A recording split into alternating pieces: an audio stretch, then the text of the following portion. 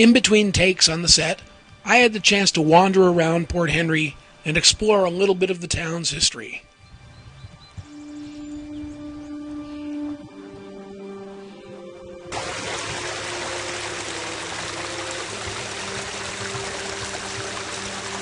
But there's only so much I can do on my own, so I decided it was time to head to Moriah Township and speak with the town's historian, Joan Daby.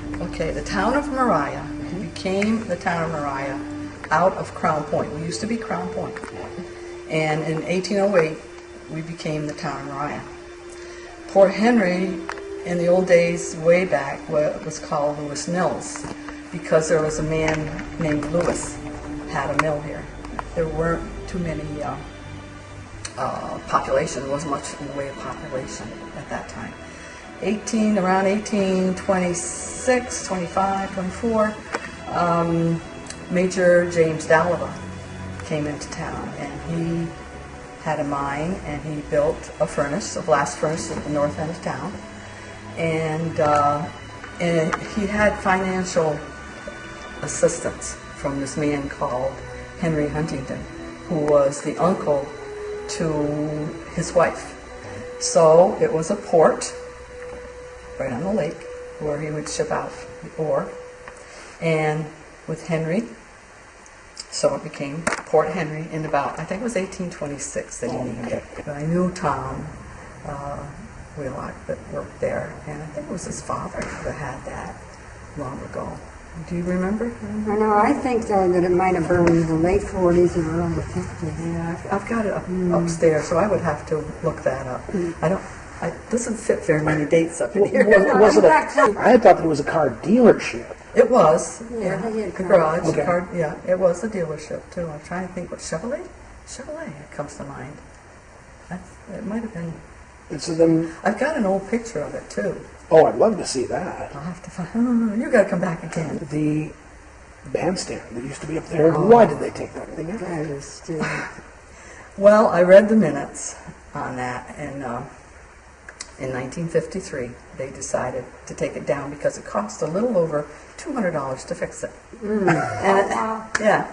And so I think it cost more to take it down because it was made out of the tailings with the cement, real hard.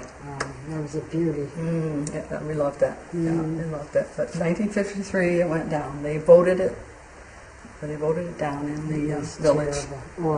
Yeah, everybody felt bad. I don't know. Somebody had control of that. Well, they had the board, Yeah. and they had to put it up to vote. So there weren't too many to vote at that time either that bothered voting. So. Here's an example of the slag Joan is referring to that they built the bandstand out of. It's a byproduct of the smelting process. They literally were able to use this material to make new land that extended out into the lakes, such as this peninsula, in huge heaps or slag piles.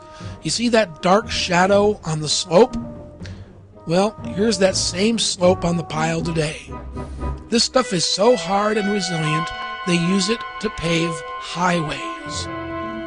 Actual pieces of molten metal, like this right here. This is metal. This is metal. This is all from the furnaces. But even among all the debris, there is unexpected beauty.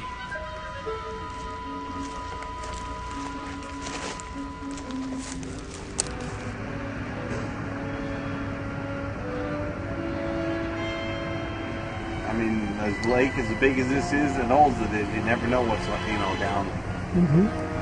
While examining the slag, we came across retired Fire Chief George Daly, fishing in the marina. I'm George Daly. How you doing, I've George? met a lot of you guys down here. I retired out this year as the fire chief. So Oh, really? Yeah, no, I've been down here. I know James and done a lot of work with them when they first came here about trying to get set up, making them legal. Well, he released himself. Yep. I got him on video, though. Walking around America with a video camera, you never know who you'll meet or who you'll get to talk to. We just talked to the former fire chief of Port Henry, New York. You never know what you're going to see. What are the odds of him hooking one just as we're talking? There you go. Can't beat that.